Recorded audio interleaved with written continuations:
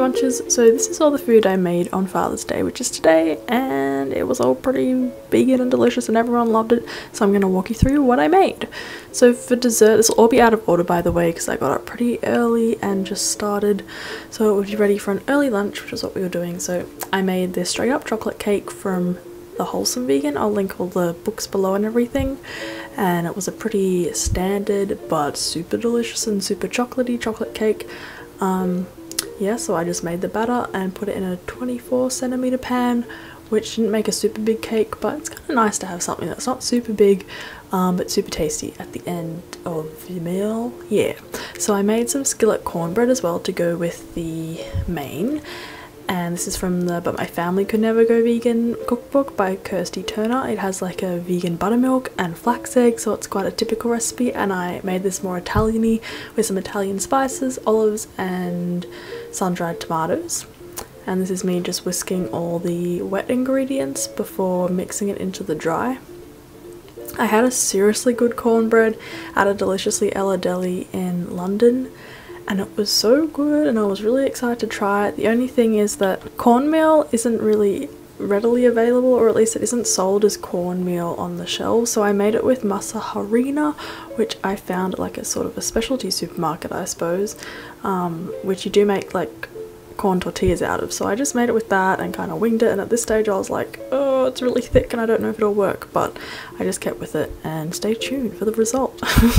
So for the main dish I was gonna sort of blend a couple of recipes and make this Oceaglo's Life Affirming dip, which has like a base of boiled carrots and cashews, and do it with stuff it on mushrooms, you know what I mean. So that has like red onion and tomato and spinach mixed through it, so I just blended up the cashew cheesy sauce. After the cake was done I did put the cornbread in the oven, so out of order. Anyway, so I poured the cheesy stuff and mixed that amongst all the other, it makes like a dip that you bake, but I just thought it would work well in mushroom cups, and it sure did. So once the cake was out of the oven I put that aside to cool down just at room temperature and got on to what we were going to have as an appetizer. And this was a super good, chunky sort of Mexican-y black bean, corn, sweet potato, guacamole dip. So I cut up the little sweet potato cubes, tossed them in maple syrup and other spices, and just put them in the oven. And in the meantime got on to making the avocado sauce, which is like a runny guacamole, which is super flavorful, and then add all the other bits that go in that, black beans and red onion and cilantro and fresh corn, and mix it up so it looked like this. And then I added the sweet potato when that was done and put it on a platter. So that's the cornbread cooling. Those are the done sweet potato chunks for the guacamole. They were really, really good. They'd be good in any salad or something like that as well. I mean, just look at that. Yum! So flavorful and such a textural experience. And I was just going to put corn chips around that because I'd seen that done before and it looked really cool. Then I was kind of doing things in advance, so I cut up these potatoes that are really good for roasting and just put water on them so they didn't brown. And got some rosemary from our garden, chopped that up, put that to the side, ready for them to cook. And also chopped up some green beans because I was going to do some like parmesan-y, vegan parmesan green beans that we've had before that were a hit. They're really flavorful and yeah, just a good green dish to have on the side.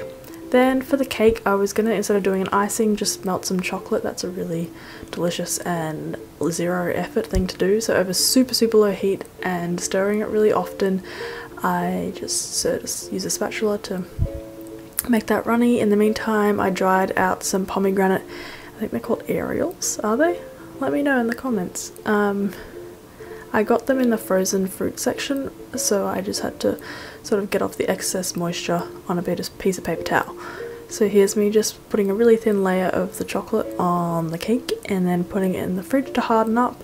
That's a really good tip that works really well. Everyone seems to like that icing alternative. Then for the cornbread, that was like still a little bit warm. I had some residual heat going, but I just cut it up into sort of small rectangles, and that was gonna go with our main spread of deliciousness. And it worked out super well. It rose and it didn't like just become a dense blob in the middle. For the mushrooms, I got some medium cups, about 16 of them, at a farmer's market, and I just took out the middle stem bit. Some are easier to get than others without like wrecking the mushroom cup shape, and then I just filled it with as much nacho, cashew, cheesy, spinachy, oniony mixture that I could. I kind of thought it might dribble over the sides. I wasn't sure if it would like set in place, but anyway, I just filled them really sky high and then put on some crushed up corn chips on top for like a bit of texture. I'm sure like breadcrumbs or vegan parmesan or anything else would work super good too. But I mean, how good do they look? And that was so easy to be like the main part of a dish that has a bit of a meaty sort of substitute thing going on for it. So for the potatoes, I just tossed them in some rosemary and olive oil and salt and pepper. I was just doing the traditional thing because my dad really likes super crunchy potatoes, and there's everything cooking in the oven, and here's the dip. Far out. How good does that look? I put like a ring of corn chips around it, as I said, and it looked pretty amazing. Everyone was like, whoa Phoebe, what's that? That looks amazing, and they really liked it. Got lots of compliments. And for the green beans, here's me just tossing them in a little bit of vegan butter and parmesan, and I just put that in a dish to complete the spread of amazing food we had. So it was cornbread, those like cashew cheese stuffed mushrooms, crispy, seriously crispy potatoes, and the green beans made up our main part of Father's Day. Everyone really liked this. I think they really found the mushroom main part a fabulous like meat substitute. I don't think anyone felt super deprived or anything. There were zero complaints, and you know, like it was only a couple of years ago that we were having really roast scented lunches and Christmas and all the above, so this was a major win. Here's the cake with the pomegranates on top. It added such a pop of colour, like it looks super good.